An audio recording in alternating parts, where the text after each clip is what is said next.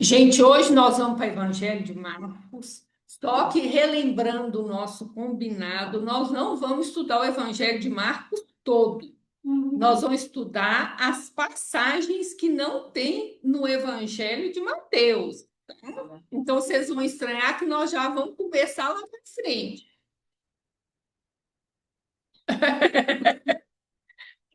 Então, primeiro eu queria trazer para vocês que o Evangelho de Marcos ele tem uma estrutura. É um evangelho que tem, ele tem duas partes. A primeira parte, quando o evangelho começa, Marcos já faz essa afirmação: olha, princípio do evangelho de Jesus Cristo, Filho de Deus.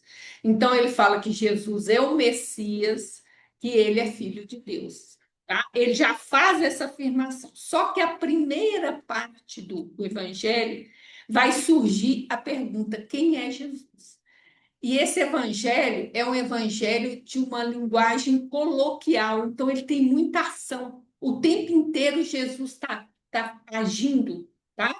E aí ele desperta nas pessoas essa pergunta: que doutrina é essa? Quem é isso? Quem é esse que tem essa autoridade? Quem é esse? Essa pergunta, várias vezes, ela vai sendo repetida e pouco a pouco vai sendo desvelado o que a gente chama de segredo messiânico, que é uma coisa forte no Evangelho de Marcos. Então, Jesus ele vai sendo desvelado quando chega no ápice do Evangelho, no capítulo 8, versículo 29, quando Pedro faz a revelação que ele é o Cristo. Esse é o ápice do Evangelho de Marcos. E aí começa a segunda parte.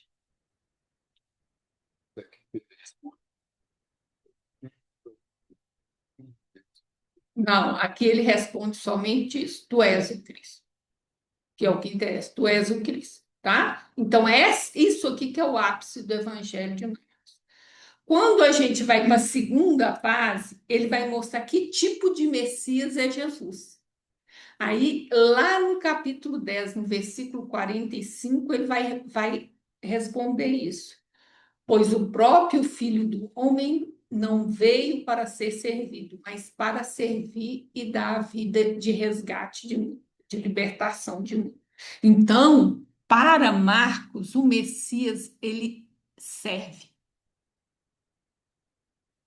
É o servir que caracteriza o Messias. E essa revelação de quem é Jesus, ela culmina na cruz. A cruz termina de revelar quem é o Cristo. Quando o centurião que estava lá na crucificação, pela boca dele, sai a declaração final: verdadeiramente este homem era o Filho de Deus. Então, o Evangelho de Marcos, ele é assim. Ele é um evangelho que não tem uma estrutura complicada, mas a primeira parte é esse agir de Jesus que desperta nas pessoas quem é esse homem, quem é Jesus, e na segunda parte é o explicar que tipo de Messias ele é. Ok, gente? Alguém quer falar alguma coisa? Aí, gente, eu trouxe a comparação dos três evangelhos para a gente entender. Então, a primeira coisa que a gente precisa entender é que o Messias, o Cristo, é como se fosse um diamante. E como ele é muito mais elevado que a gente, nenhum de nós consegue ter uma visão de quem é o Cristo. Então, a gente tem o olhar de Mateus, de Marcos, de Lucas, tem o olhar de Paulo, tem o olhar de João, e não existe um olhar mais importante que o outro. Cada um enxerga uma faceta, como se fosse um quebra-cabeça, e a gente vai montando e tem uma ideia de quem é o Cristo.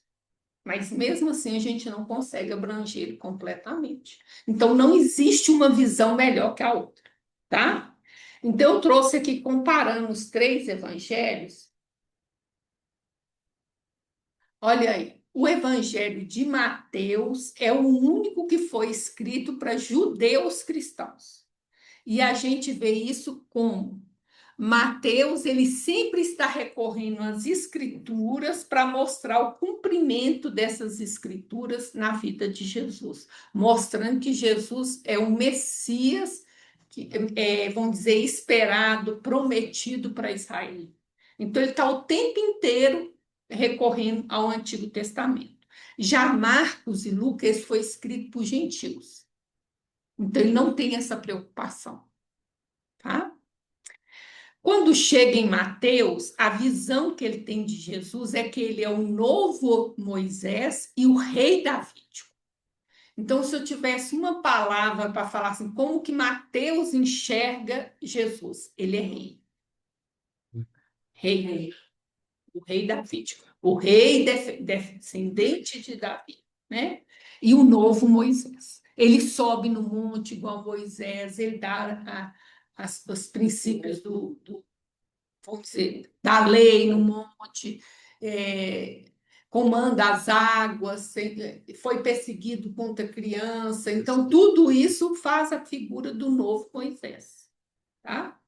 Quando a gente chega em Marcos, Jesus é o servo em ação. Então, para a gente entender, o Marcos, ele é um grego coloquial. É o que a gente, é a linguagem que a gente fala, não é uma linguagem elaborada, escrita. Então, isso dá um movimento no evangelho dele, que Jesus sempre está fazendo alguma coisa. Jesus sempre está fazendo, andando, e Jesus nunca está parado, em ação. E ele é um Messias inesperado e incompreendido, porque ninguém esperava um servo. E Jesus é um servo. Então, a palavra que define Jesus no Evangelho de Marcos é servo. Quando chega em Lucas, ele vê Jesus como um novo Adão, o Salvador universal. E a palavra que define o Messias para Lucas é Salvador. Então, Mateus ele é rei, em Marcos ele é servo, em Lucas ele é Salvador. Tá? E esse quadro aí está gravando? Tá gravando aqui. Aí a gente tem o relato da infância em Mateus, ele parte de José. Quando você vai no relato da infância em Lucas, ele parte de Maria. Apesar que ele tem muita preocupação com os excluídos. Então ele faz a genealogia de Jesus a partir de José, mas inclui mulheres. Ele inclui Tamar, que foi uma que teve um filho com o sogro. Ele inclui a Betseba, que teve um problema com Davi, né? Ele inclui Raabe, que era uma prostituta, e ele inclui a Moabita Ruth, que é bisavó de Davi. Então, apesar de fazer a genealogia do lado paterno, né? Ele inclui, você vê que estão todas mulheres excluídas, mulheres que na sociedade, podemos dizer, né? Que não, ele não cita nenhuma das grandes matriarcas, que seria Sara, seria Rebeca, seria Lia, ele não cita, ele vai nessas mulheres. Tá? Mostrando que porque ele é um evangelho dos excluídos. Tá? Ele tem uma ênfase nos excluídos. E a outra questão também é que esse evangelho é o evangelho mais estudado, o evangelho de Mateus. Por quê? Ele foi organizado para facilitar a constituição da comunidade cristã. Então, ele organiza a fala de Jesus em 5 discursos, igual a gente viu na semana passada. Então, é um evangelho didático. Então, ele é o mais estudado. Tá? E ele é o maior. Maior? Não. De quantas? Capítulo. Não sei, a gente tem que ver quantos versículos tem no total, né? Não sei se é o maior, não. Tem que ver, viu, Mara? Deixa você pesquisar e trazer para nós.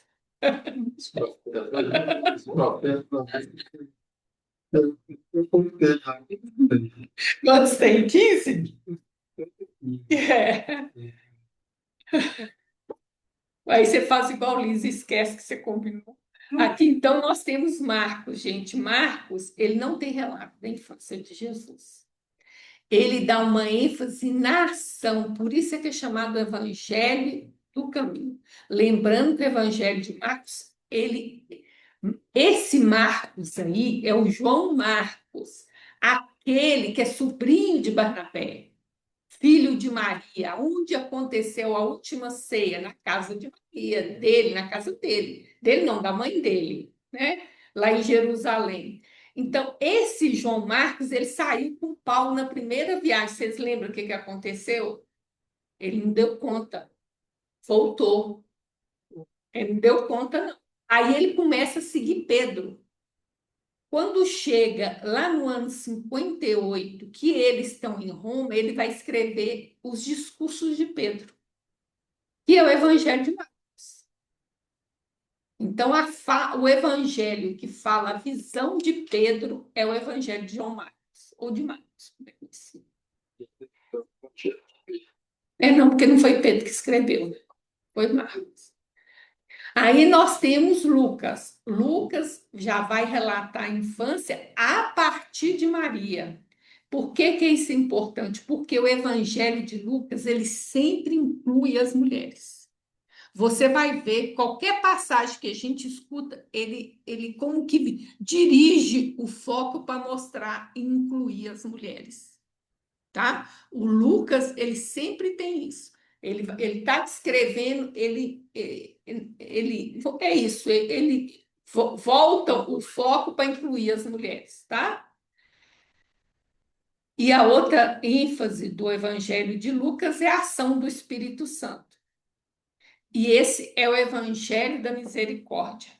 Então, vamos entender o Evangelho de Mateus, o Evangelho dos excluídos, porque o tempo inteiro ele está colocando na salvação, no resgate de Jesus, os excluídos. O Evangelho de Marcos é o Evangelho do caminho, porque Jesus está sempre fazendo alguma coisa, caminhando em ação. Ele mostra Jesus em ação. E Lucas é o Evangelho da misericórdia, porque o meio do Evangelho de Lucas é a parábola do filho pródigo. O meio ápice do Evangelho dele, o meio do Evangelho é a parábola do filho pródigo. E a gente sabe que esse miolo do Evangelho foi escrito por Paulo. E se você prestar atenção, a parábola do filho pródigo, ela tem tudo a ver com o encontro de Jesus com Paulo, lá em Damasco. Se você prestar atenção, você vai ver como tem a ver. É o amor, é a experiência com o amor imerecido. Isso marcou a vida de Paulo e ele, hora de estruturar o evangelho, ele coloca isso no ápice, no meio do evangelho, e por isso que é o evangelho da misericórdia. O ápice do evangelho de Mateus é a parábola do reino do céu. Sim, era discípulo de Paulo. Marcos é a declaração de Pedro que Jesus é o Messias, tu és o Cristo. Deu para ter uma ideia da diferença? Por isso é que, assim, é complicado quando a gente compara, fica comparando, porque a visão de um complementa a visão do outro, entendeu? É uma visão diferente, é estruturado de maneira diferente. Deu para entender, gente? Alguém tem alguma dúvida nisso aqui? Tem até um livro que é o Evangelho dos Humildes, é o Evangelho de Mateus, né? Então, tem a ver, assim, excluídos e humildes? A gente pode Esqueci, pensar. Eu não sei se a gente pode fazer essa relação, né? Por eu quê? esqueci quem que escreveu. Quem foi, Beatriz? Beatriz, que Beatriz? Beatriz tá aí, não, Maria Beatriz? Não. Ah! É isso, gente. Então vamos começar então hoje, tá? vamos lá.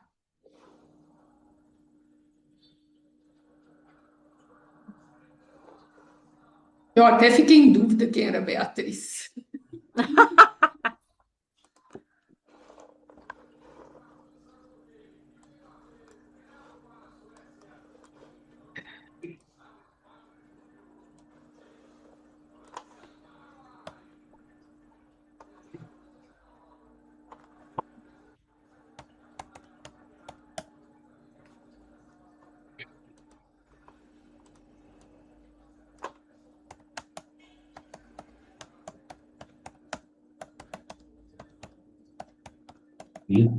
É,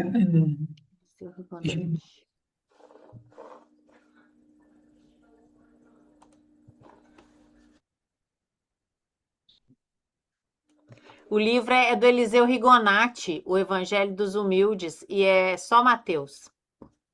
deve ter a ver, né? Porque tem essa concepção de pobre com humilde, de humilde com excluído, e nem todo excluído é humilde, gente. Mas pode ter essa visão, sim, né? Eu não conheço esse evangelho, não. Então, vou entrar mesmo no evangelho de Marcos. Hoje a gente vai começar com a parábola da semente, que só tem em Marcos mesmo, tá? Então, vamos lá. Vamos lá, mas... E dizia: o reino de Deus é assim como se um homem lançasse semente à terra, e dormisse, e se levantasse de noite ou de dia, e a semente brotasse e crescesse, não sabendo ele como. Porque a terra por si mesma frutifica, primeiro a erva, depois a espiga, por último o grão cheio na espiga. E quando já o fruto se mostra, mete-lhe logo a foice, porque está chegado a ceifa. Então, gente, lembrando o que que significa parábola? Parábola é essa curva daqui. O que quer dizer? Do lado de cá tem um reino de céus que a gente não conhece, a gente não tem experiência com ele, nós não conhecemos. Então, quando Jesus vai contar a parábola, ele não quer esgotar tudo sobre o reino dos céus. Tem uma característica desse reino que ele quer mostrar. Mas como ele está falando de uma coisa que a gente não conhece, ele vem numa realidade que a gente conhece e faz uma comparação. É como se, é semelhante a. Então ele está querendo pegar uma coisa conhecida para falar de algo desconhecido por nós. Tá? Então, você vê que não é uma relação 100%, mas é uma relação aproximada, falando de algo que a gente não conhece. É, é uma realidade que a gente vai experimentar, né? Aí a gente começa, vamos lá? E dizia: o reino de Deus é assim como se um homem lançasse a semente à terra. Capítulo 4, versículo 3. Aí nós temos que saber que homem é esse? Quem é esse que semeia? Pois é, aqui nessa parábola não vai ser. Porque eu sabia que vocês iam lembrar da palavra do semeador, né? Mas não é, não é. E esse homem lança uma semente. Que semente é essa? E alguém tem uma ideia de que semente é essa? A boa nova, isso mesmo, o evangelho. Ele lança a terra. Aonde é que a gente planta o evangelho? No coração. No coração. Então, gente, isso eu não tirei da minha própria cabeça, não, tá? A gente vê que essa metáfora de que o evangelho é semente existe em outras partes do evangelho. Então, eu trouxe aqui, por exemplo, o Vinha de Luz, que fala: a lição do evangelho é semente viva. Ela é viva, ela tem uma dinâmica nela mesma, né? E o coração humano é receptivo tanto quanto a terra. Então, essa ideia de que a semente é o evangelho e a terra é o coração vem da gente comparando ou com outras passagens. Agora a gente vai ver que você vai ver, quando a gente vai lendo a parábola, a gente vai ver que o semeador não é Jesus, somos nós mesmos. Ou a gente recebe de outra pessoa. Eu posso ver uma palestra, eu posso fazer um estudo, eu posso ler uma mensagem, ou eu posso estudar sozinho.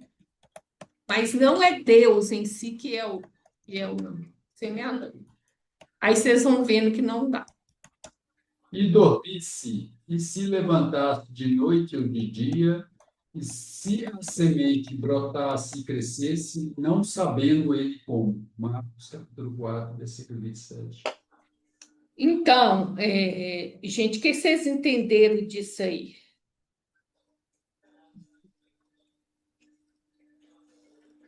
O que que quer dizer isso? Se eu durmo ou se eu levanto, se eu faço ou não faço, a semente brota e cresce. Quer dizer que não depende de você o crescimento da semente, é isso que ele está falando, né? Está entendendo isso, gente? E a ceifa aí? Pois é, mas não chegamos na ceifa ainda. Calma, calma. Então, vocês conseguem entender, olha, que esse homem que semeou, depois que ele semeou, no coração, próprio coração, o evangelho, quer ele dorme, quer ele se levante, seja de noite ou seja de dia, a semente brota e cresce, não sabendo ele como. Então, quer dizer o quê? Que não está sobre o comando humano, o desabrochar dessa semente. Quando fala humano, nós estamos falando do ego. E porque o ego sempre quer, vamos dizer, comandar o processo. É o que nós vamos ver. Está entendendo que você não consegue comandar? Então, vamos tentar entender isso. Vamos. Eu sou de Paulo, e eu sou de Apolo. Não é porque estão agindo meramente e com critérios humanos, afinal de contas, quem é Apolo? Quem é Paulo? Apenas servos por meio dos quais vocês vieram a crer, conforme o ministério que o Senhor deu a cada um. Eu plantei, Paulo regou, mas é Deus que dá o crescimento. De modo que nem o que planta, nem o que rega são alguma coisa, mas somente Deus que dá o crescimento. Fecha o seu microfone para mim, Júnior, que está dando ruído. 1 Coríntios, capítulo 3, 4, 7. Então, olha bem, lá em Coríntios estava tendo um problema, porque Paulo chegou, vamos dizer, pregou para a comunidade, veio Apolo e pregou, aí a comunidade se dividiu. E é isso que Paulo está falando. Como assim? Vocês estão usando critérios humanos para fazer um sectarismo entre vocês? Quem é Paulo? Quem é Apolo? Você está escolhendo lado, né? Sendo que todos nós somos servos do Cristo. Aí ele fala: eu plantei, que quem fundou a comunidade foi ele. Eu plantei, Apolo regou. Mas quem é que cresceu? Quem fez crescer? Deus. Isso. Quem faz a semente crescer? Isso aí. Então, o desabrochar, o crescimento da semente é Deus que dá. Por isso, É o germinar da semente, Vânia? É Deus que germina ela, que faz ela crescer. mas é Deus quem dá o crescimento, sim. Mas a gente está vendo que a gente vai ver uns pequenos detalhes aí, tá? Mas quem dá o crescimento é Deus. Quem faz ela germinar e crescer. Porque nem o que de modo que nem o que planta, nem o que rega são alguma coisa, mas somente Deus que dá o crescimento. Isso vale, inclusive, externamente, gente. Porque às vezes a gente fica querendo que o filho, o marido, o primo, sei lá quem, aprenda o evangelho com a gente e a gente quer que mas não, não é. Quem dá não, a questão não é ele quer, é que tudo tem. Não é você que faz essa plantinha germinar no outro. Nem você mesmo. Entendeu? Você pode plantar, mas o germinar dela, quem manda é Deus, não é você. Vai ter umas questões aí. Capítulo 6, vida, desafios e soluções, Joana de Anjos. Capítulo 6. O ser humano segue uma fatalidade grandiosa, a autorrealização total, sob a atração do pensamento divino, que a tudo invade e domina.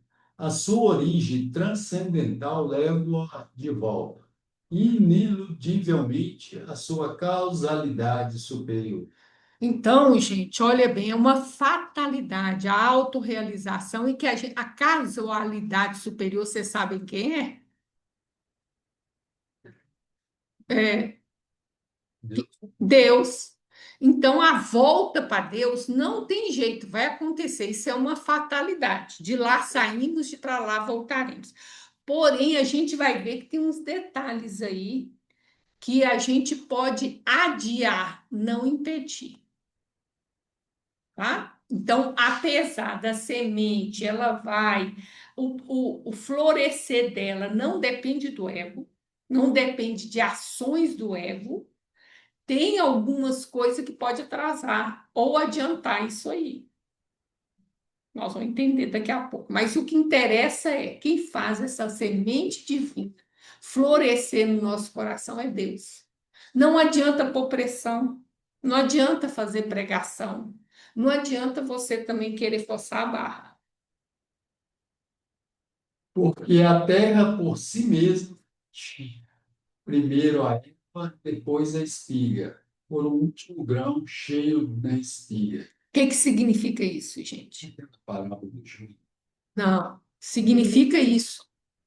Tem uma lei, tem um processo que a gente ainda não entende, mas não dá para eu sair da semente e já exigir a espiga.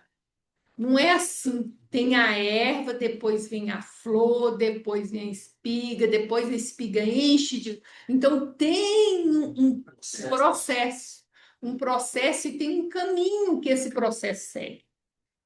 Então, não é só isso. Tem vamos dizer, uma lei de escala nisso aí. Não adianta você querer pular a escada, não vai dar certo, olha mesmo. Primeiro a erva, depois a espiga, por último o grão. Não adianta eu querer pular para o grão, não vai dar. Que igualzinha a natureza, o que que Jesus está falando? Igual a natureza, ela tem um caminho para dar o fruto, o reino dos céus também tem um caminho. Você não conhece esse caminho, eu não conheço esse caminho, mas tem um caminho. Entendeu? Não adianta. Ou você pode pressionar. Não adianta forçar a barra, porque não vai adiantar. Tudo tem o seu tempo determinado, e há tempo para todo o propósito debaixo do céu. Há tempo de nascer, tempo de morrer, tempo de plantar, tempo de arrancar o que se plantou. Eclesiastes, capítulo 3, Eclesiastes. Então tem o tempo de Deus. Se é Deus que faz florescer, é no tempo de Deus, não está sob controle humano.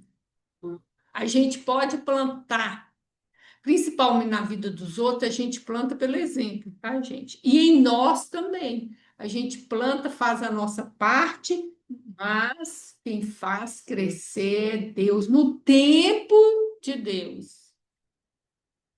O reino é de Deus, não é meu, não é?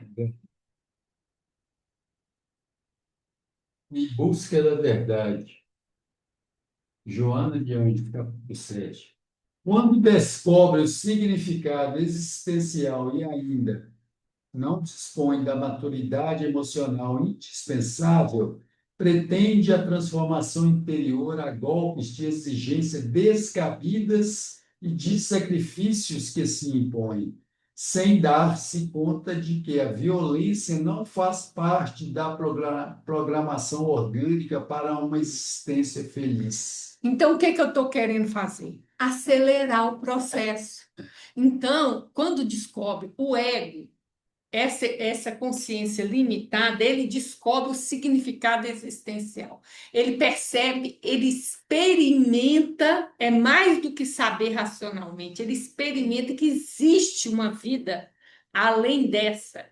Aí o que que ele faz? Ele não tem maturidade, o que que ele faz? Ele quer a transformação a golpe de exigência. Começa a autocobrança, é o que ela fala, se impõe sacrifícios sem necessidade. E não vai, é isso que o Jesus está falando aí. Por quê? Porque primeiro é a erva, depois vem a flor, depois vem a espiga, depois vem. Você quer o fruto antes de ter a flor, antes de ter a erva, não vai ter. Não vai ter, você só vai servir aqui para ser Nós temos que violento. começar semeando, né, Vânia? Semeando, regando, cultivando, aos pouquinhos, degrauzinho por degrauzinho, que nós vamos conseguir com a ajuda de Deus, no tempo dele, na hora dele, que nós vamos chegar lá. É isso. É não querer comandar o processo. É, É você tem E faz a a sua. gente, e o tempo todo a gente quer pular etapas, né? É aí que dá tudo errado, né? É aí que tem essa violência, né? Que ela tá falando aqui. Exatamente. Por quê? Porque a gente não quer esperar. Aí a gente já descobriu que é legal ter o reino de Deus dentro de nós, e aí a gente começa a se violentar. E não vai conseguir. O que é pior, gente? Você faz isso com você, e isso não vai acelerar o processo. Por quê? O você que Jesus. tropeça e cai, não É adianta, como se eu volta a tivesse estaca zero, volta. né? Pior, às vezes até se compromete. Por quê? É, O que eu já vi, Lourdes? A pessoa estuda o evangelho e ela entende assim, ó, e está certo o entendimento. Não existe ressurreição sem cruz. Aí o que que ela faz? Ela assume uma cruz que ela não dá conta. é, Ela assume a cruz e aí ela cobra dos outros, ela fica ressentida, ela fica amarga na vida. É uma violência que ela está fazendo com ela. Ela é, assume uma coisa mais do que ela dá conta. E aí, ela, além de não evoluir, e ainda arruma esse monte de problema que o ressentimento dá, a raiva dá, a cobrança do outro dá. Então, em vez de você estar indo para frente, você está indo. Entendeu? tá Então, regredindo. é porque você está, não é regredindo, é que não regride, mas arrumando problema para você resolver. Porque você, aí começa a cobrar do outro, fica ressentido com o outro, magoado com o outro, porque eu fiz isso para ele, aí ele não retribuiu, entendeu? Isso. A gente vê isso. Então, o que que Jesus está falando, gente? É como se tivesse pré-requisitos. Eu tenho que atingir um certo pré-requisito para que a próxima etapa aconteça. Aí tem outro pré-requisito que eu não sei qual é. A hora que atinge aquele é que vem a próxima etapa. Então tá a sementinha lá, ela tem que romper a terra, ela tem que crescer, fazer a arte que chama erva. Aí daí é que eu estou preparado para lutar pela flor. Quando eu tenho a flor, aí eu já posso ter a polinização para ter a espiga. Formando a espiga, ainda tem que amadurecer os grãozinhos todos. Não adianta eu pular a etapa, porque é como se eu não tivesse o pré-requisito necessário. Deu para entender? Alguém de casa quer falar alguma coisa, gente? Então a gente vê aí, ó, que a semente é o evangelho, o reino de Deus, o crescimento não está sob a direção do ego. É um processo gradativo, misterioso, silencioso, que tem suas próprias leis. Aí você vê assim, ai, mas eu entrei no espiritismo junto com fulano. E olha como a transformação que fulano teve. Gente do céu. A gente não tem só essa vida. Você não sabe nada da vida da pessoa, o que que ela já passou, né, o que que ela já amadureceu e a gente não. Então não dá para ficar comparando na horizontal. Tem coisas aí que são misteriosas, são ação divina. Só Deus. Os segredos de Deus. Segredos de Deus.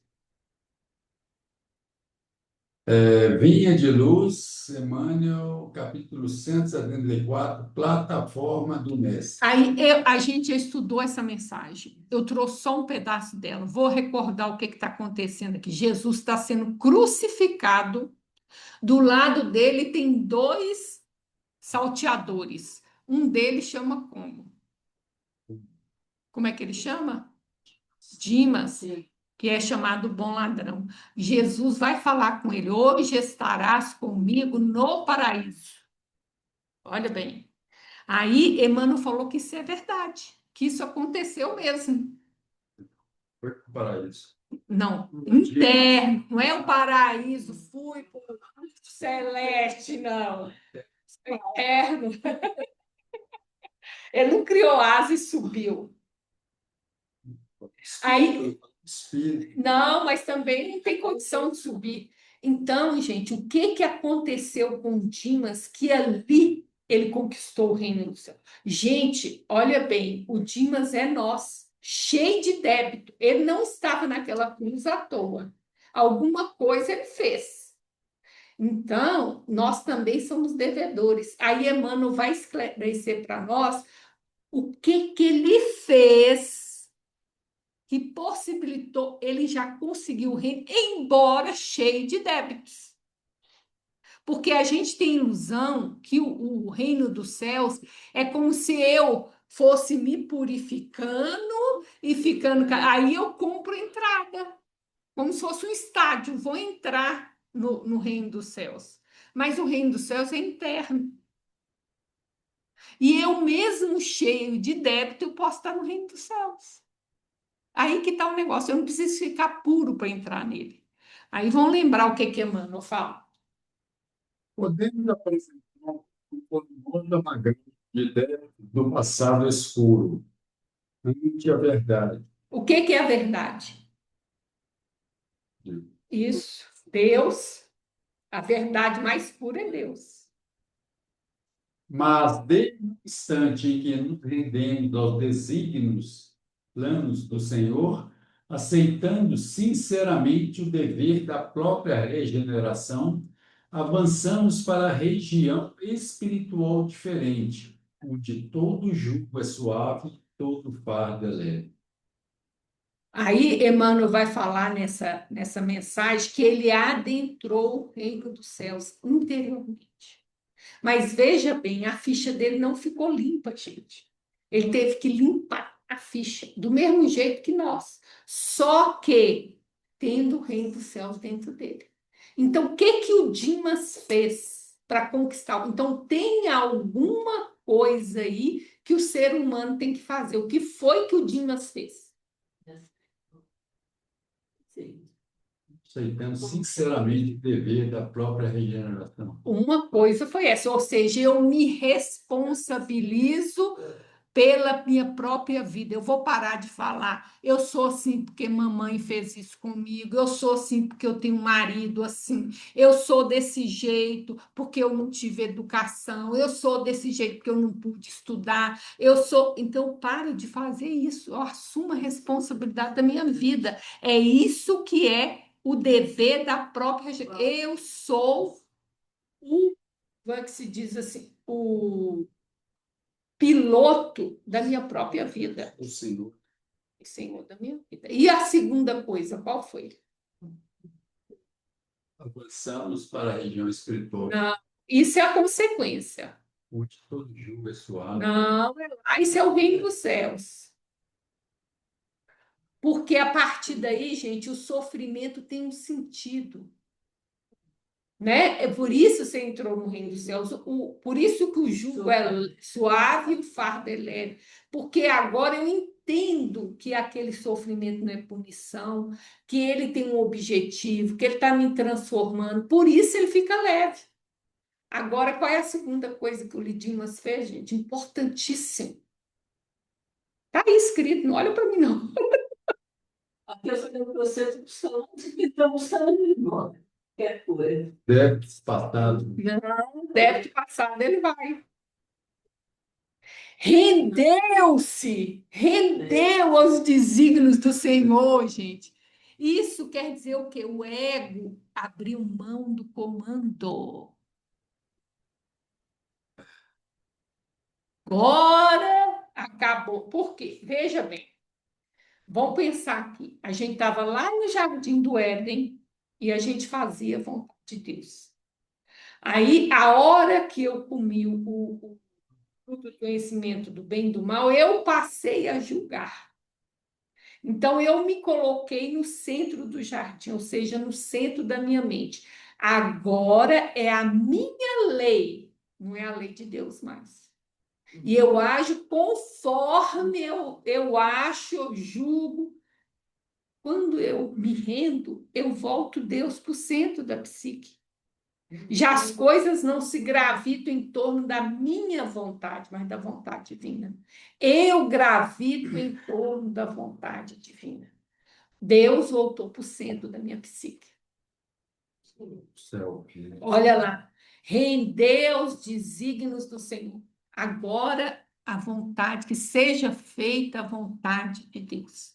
Ou seja, gente, essa sementinha é como se eu abrisse a terra para dar condição para ela florescer. Agora eu não luto contra a vontade de Deus, que é isso que a gente faz. Então a gente tem um problema em casa. Mas por que eu? Você adoece, mas por quê? Aí já começa assim. Você não pergunta para que essa doença, você pergunta por que comigo. É como se Deus tivesse 10 doenças para distribuir e ia distribuir uma para você. Manda para o vizinho. É isso que você está falando. Por que mandou para mim? Se eu tinha que castigar alguém, castiga o vizinho. Aí o seu olhar muda. Porque você vai ver que aquela experiência, você precisa dela. Ela tem um motivo, um para quê. Então, você vê que tem que ter uma colaboração humana, embora o crescimento continue estando nas mãos de Deus. Está o tempo inteiro na mão de Deus. Deus não vai. Então, são duas coisas que eu posso fazer para colaborar para com que esse coração se abra, favorecendo o crescimento do reino dos céus. Uma é eu responsabilizar pela minha vida, parar de fugir da responsabilidade, e a segunda coisa é me render aos desígnios divnos. No autocontrole não entrei, não. Não. E autocontrole como disciplina faz parte de você assumir a responsabilidade pela sua vida. Você se conhece e tem algumas coisas que você vai precisar de disciplina, né? Tem algumas coisas. Alguém de casa tem alguma coisa para falar, gente? Ivone, se a gente não aceita aquilo, o desafio, e que seja um desafio, mas que não seja um sofrimento. Então, aquilo é um desafio que nós precisamos de cumprir e chegar e saber o que aquilo trouxe para nós. Qual foi o ensinamento de Deus para mim? O recado dele para mim. Eu tenho isso como uma oportunidade que eu tenho de refazer e aceitar os desígnios dele na minha vida e caminhar com ele. Não sofrer me culpando o outro porque comigo e eu não mereço. Não, é nosso. É nosso, é oportunidade nossa da gente render esse desenho de Deus e mudar a nossa vida para melhor no aprendizado, no ensinamento, no evangelho. Buscar isso para nós. Se nós não fizer, a gente não vai crescer. Só sofrer. Porque quando eu estou lutando com a experiência, eu não estou deixando ela me ajudar a me transformar. Porque eu estou me opondo a ela, além do desgaste de energia que você tem com isso. Quando a gente aceita e entende, oh meu Deus, isso é tão bom, isso tira a gente daquela agonia, daquele sofrimento. Aquilo passa a ser um dever de amor, de perdão, de entendimento. Passa a ser isso na nossa vida. E aí a gente consegue superar e a vontade de Deus chegar até nós. É isso. O que você ia falar, Marcelo? Todos nós passamos, né? Feliz, Você nasceu, meu filho. Aqui é isso. Aí vamos ao último versículo. Vamos lá, Marcelo. e quando já o fruto se mostra, mete-lhe logo a foice, porque está chegada a ceia. Chegada É. a ceia. Crê e vive, capítulo 26, livro, Instrumento do Tempo. Certa feita, comparou o Senhor a edificação do reino do céu ao serviço sublime da germinação de uma semente minúscula, abafado na terra que isola e asfixia. O princípio da vida rompe os envoltórios pesados que o circundam e, elevando-se pouco a pouco na direção da luz, cresce e fruteja, floresce e frutifica para o enriquecimento da vida e da paisagem. A semente, ela cresce em qualquer direção, gente? Qual é a direção que ela cresce? Da luz. Olha lá, em direção da luz. Do mesmo jeito, Deus, a gente viu que é uma força que nos atrai. A gente acabou de ver isso aqui numa mensagem aqui da Joana, ela falando. Então, existe uma atração de Deus nos chamando de volta. Então, existe um caminho que naturalmente a gente iria seguir se a gente não se opusesse a ele. Que às vezes a gente faz a força ao contrário, né? Se receberes a semente do Evangelho no solo do coração, não sufoque semelhante bênção entre os pedregulhos da desatenção e da intimidade. É imprescindível que a dádiva do Senhor, no vaso de tua existência, se desenvolva no rumo da claridade do amor, alongando-se em dons de alegria e paz, em benefício de todos os que te cercam. Então, tem como a gente sufocar, né? A própria parábola do semeador fala isso. Então, o que que ele está falando? A desatenção e a inutilidade. Você recebe aquilo e aquilo não tem valor nenhum para você, né? Então, a desatenção deixa para lá, não, vamos dizer, é o que ele fala, né? Se você respondeu, desenvolva, olha, no da claridade do amor. Então, tem um caminho para ela se desenvolver. Igual a planta é atraída pela luz, essa sementinha ela é atraída pela claridade do amor. Aí ele fala, olha só, que ao partilhar o dom da alegria e da paz, a gente está favorecendo o crescimento dessa sementinha dentro de nós. Né? Favorecendo, veja bem, você não comanda, tá? Só isso não atrapalhar. É não atrapalhar.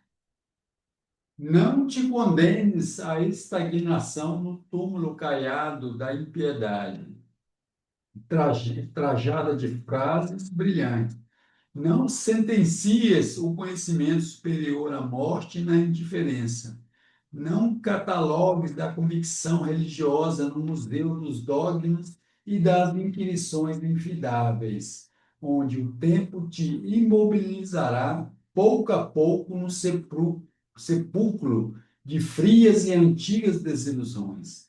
Descrucifica o Cristo que ainda jaz crucificado em nossa semicaridade e obscurecido em nossa semi-confiança. Então, gente, olha o que ele fala, né? Que a impiedade, às vezes, é mascarada porque a gente sabe citar o evangelho, sabe citar as passagens evangélicas, né? Mas o nosso agir é impiedoso, né? Não sentencia o conhecimento superior. É,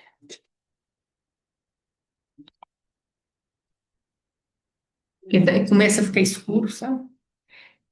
Olha só, a gente acha que religião é dogma, então a gente vai lá, cumpre a nossa obrigação maquinicamente, né? Acha que está lá. Ou então fica um porquê do porquê do porquê do porquê do debate do não sei o quê, tudo intelectual, sem ter um contato de sentimento com Deus, né? Gente, o conhecimento não se esgota, não tem jeito de ter resposta para tudo. Por isso que chama fé. Senão não seria fé. Porque tem algo de obscuro na fé. Você não consegue entender Deus. Ninguém consegue, né? Então, o tempo te mobilizará, olá, no sepulcro, olá, frio e de antigas desilusões. Então, ele está falando que a gente agindo, né, nessa estagnação de impiedade, nessa religião de frases brilhantes, de indiferença, de dogmatismo, de ritualismo, a gente vai, olha, ficando frio, vai se sepultando, né? Ficando morto, porque o coração está frio e desiludido. É o que ele está falando. Agora, por que ele fala para descrucificar o Cristo, gente? Tirar da cruz. Para colocar ele lado a lado no nosso dia a dia. Tem que tirar ele da cruz. Que já na nossa semi-caridade, quer dizer que eu faço a coisa pela metade. E uma confiança pela metade. Então não tem entrega. Que nós acabamos de ver, é tudo pela metade. Eu dou com uma mão, puxo pela outra, né? Então, olha a diferença para o Dimas. Ele se entregou completamente, né? Dá vigor e existência ao mestre que recebeste no templo da alma. Crê e vive, crê e aperfeiçoa-te, crê e eleva-te, elevando os que te rodeiam. Conduz-se a esperança onde a fé esmoreceu. Faz brilhar a alegria, a penúria abriu um manto imenso de sofrimento e escuridão. Jesus é vida, amor, atividade redentora, bênção de todos os dias. É isso, tá, gente? Então, é isso que ele está falando. É crer, mas não basta crer. Você crê, mas viva. Crê e te aperfeiçoa. Você mesmo. Crê e eleva-te. E assim se eleva os que te odeiam. Olha bem. Leva a esperança e faz brilhar a alegria. Então, ele está falando que não adianta crer só. Tem que ter uma ação junto. Isso é a ceifa. A ceifa é eu colher o fruto. Então, o fruto aparece, vem a ceifa, eu colho o fruto, e aí é a hora de eu viver esse fruto que eu colhi na vida, ou seja, o próprio reino dos céus. Eu colho o fruto para viver ele na minha vida e junto com as outras pessoas, levar para as outras pessoas com quem eu convivo, Talvez dois, né? através do exemplo da própria vida. Descrucifiquemos o divino amigo que ainda permanece atado ao madeiro, espinhoso de nossas incompreensões e negações, e, tomando a abençoada cruz que realmente é nota no desempenho dos nossos deveres de cada dia, alcançaremos felizes a luz de nossa própria ressurreição. É isso. Não tem ressurreição sem cruz, gente. Aí o que ele fala, aí tira Jesus de lá, né, para a gente colocar ele pertinho de nós, para tirar essa negação, essa incompreensão, né, e assumir os nossos deveres, na medida que a vida me traz dentro da minha capacidade. Não adianta querer, vai assumindo tudo que você não dá conta. Não, não vai dar certo. A vida é sábia. A vida é sábia.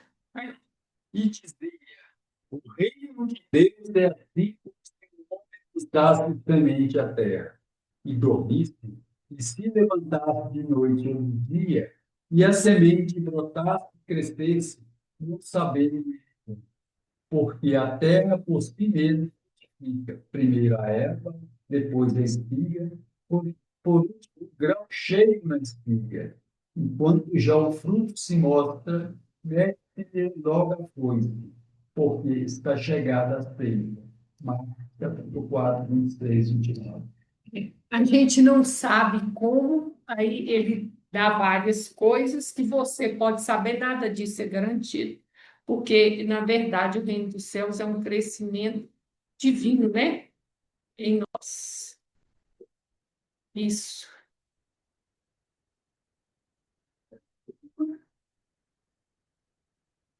Sim.